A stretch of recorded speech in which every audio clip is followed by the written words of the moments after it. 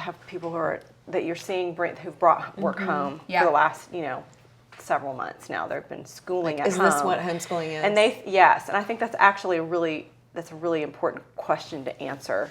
I don't think that every homeschool family would necessarily answer it the same way. Some of those homeschooling families may be doing more of a school at home type of atmosphere, and if it works for them, that's fine. I think for families who are really enjoying having their kids at home, or are wondering if they can continue doing this, is this the only way it looks? Right. Because this is not working for me, but maybe I know, or I'm hearing that my child's school may be closed in the fall. I think, no, that is not how it has to look. You can, there are a lot of methods for you to pick, and I think, to me, one of the biggest reliefs about homeschooling is also realizing, like you said, you're the visionary, but you're also in charge of the schedule. Yes. And so suddenly, third grade blurs a little bit. And you know where your child needs to be, or where you need to be spending more time, or maybe they're really strong here, and so we can maybe slack off on that and build up some of those weaker spots.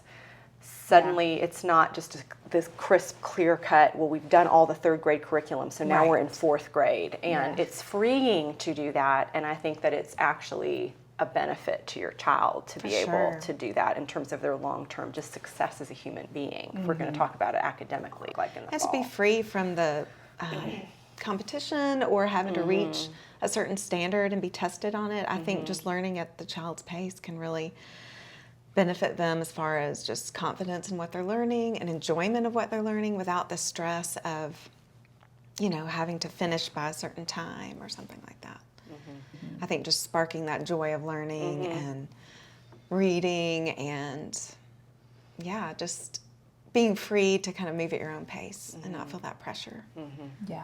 Because I grew up as a child in a kind of high-pressure school where I stayed up at night with my stomach hurting because I had a test the next day. I was a little child. I should not have felt that way. Yeah. So in homeschooling, you have a parent there who loves you and is patient with you most of the time. Yes. And just wants you to succeed and enjoy what you're doing. It's very freeing, and so much anxiety can go for the child, And I'll dovetail on that because I think, for me, I have some schools that I look at that I really admire. I'd love to have my child in that school, but I don't want my child to be in that school until like high school, because I want.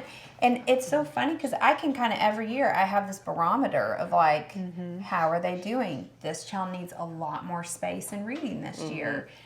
This child, it's time to push into math. And last year we had to back off. And so there's this like fine tune to where, in a school, the principal, you have to have 5 people talking to each other to understand what's best for that child.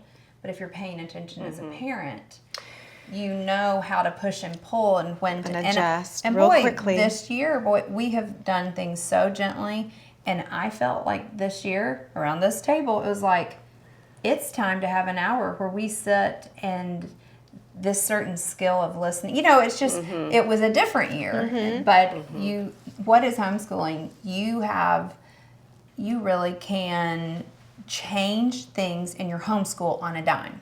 So if something's going wrong with math, you can change it. So, that's not technically the definition. That's more what we're going to talk about in the benefit. You don't have to be an expert in math to know that you need to make a change.